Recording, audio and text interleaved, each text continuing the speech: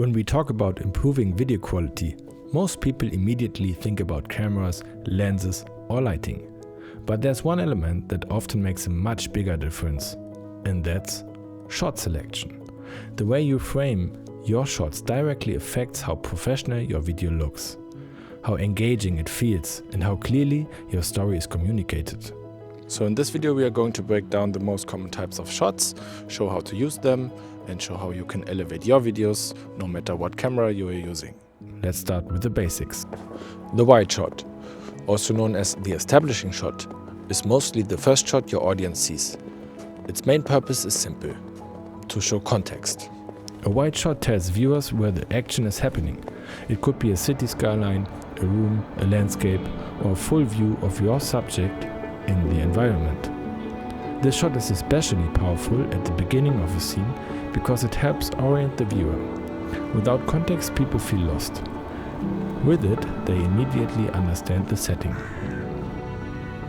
So, use wide shots to introduce a location, show scale or the environment, or create breathing space between two scenes. However, wide shots are rarely emotional. They are informative, not intimate.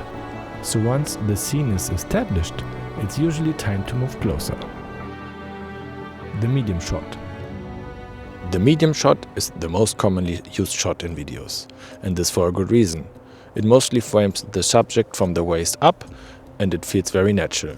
This shot you will often see in interviews, talking head videos like this one, and on documentaries. Medium shots strike a balance between context and connection. If you are unsure which shot to use, a medium shot is often the safest and most versatile choice. Close-up shot. Now we move into emotional territory. The close-up focuses tightly on a subject's face or a specific detail. This shot creates intimacy and directs the viewer's attention exactly where you want it. Close-ups are powerful because humans instinctively look for emotion in faces.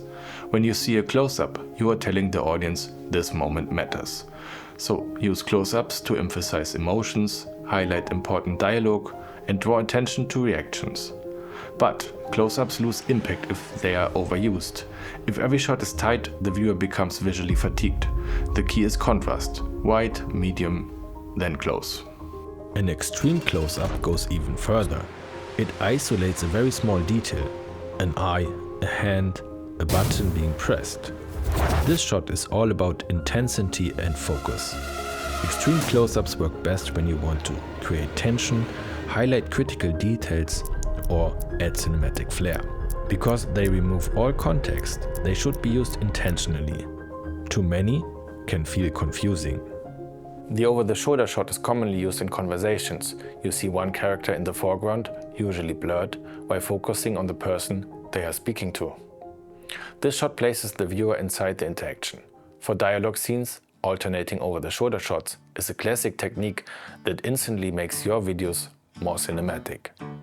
The point of view shot. A point of view shot shows exactly what the character sees. This is a powerful storytelling tool because it puts the audience directly in the subject's position. Instead of watching the story, they are experiencing it. POV shots are great for tutorials, vlogs, and action sequences. Used sparingly, they can dramatically increase viewer engagement. Used too often, they can feel gimmicky. Again, balance is key. Cutaway shots or B-roll. Not every shot needs to show the main subject. Cutaways, often called B-roll, are secondary shots that support the main narrative. These can include hands working, objects, surroundings, or reaction shots. B-roll is essential because it adds visual variety, hides cuts and mistakes, and it reinforces what's being said. If you want your videos to look polished and professional, strong B-roll is not optional, it's essential. High angle and low angle shots. Camera angle influences how the audience perceives a subject. A high angle shot looking down at the subject can make them appear smaller, weaker, and more vulnerable. A low angle shot looking up at the subject can make them appear more powerful, confident, or dominant. These shots are subtle psychological tools. Even slight changes in camera height can shift how a scene feels emotionally. Static shots versus moving shots. Shot type isn't just about framing, it's also about movement. Static shots feel stable, calm, and controlled. Moving shots like pans, tilts, or push-ins, they add energy and direction. Movement should always serve a purpose. For example, to reveal information, follow an action, or build tension. Unmotivated movement can feel distracting, while intentional movement enhances the storytelling. So great videos aren't made by using every shot type.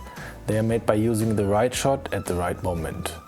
By consciously mixing wide shots, medium shots, close-ups, and movement, you guide the viewer's attention and emotions without them even realizing it.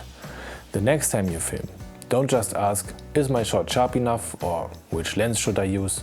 For sure, this has an impact on the final image, and it has its own importance at some point. But for now, for your story, it is more important to ask yourself, is this type of shot the best shot to tell my story? If you start thinking this way, your videos will immediately feel more professional, cinematic, and engaging. So if you enjoyed this video, please hit the like button and consider to subscribe. See you.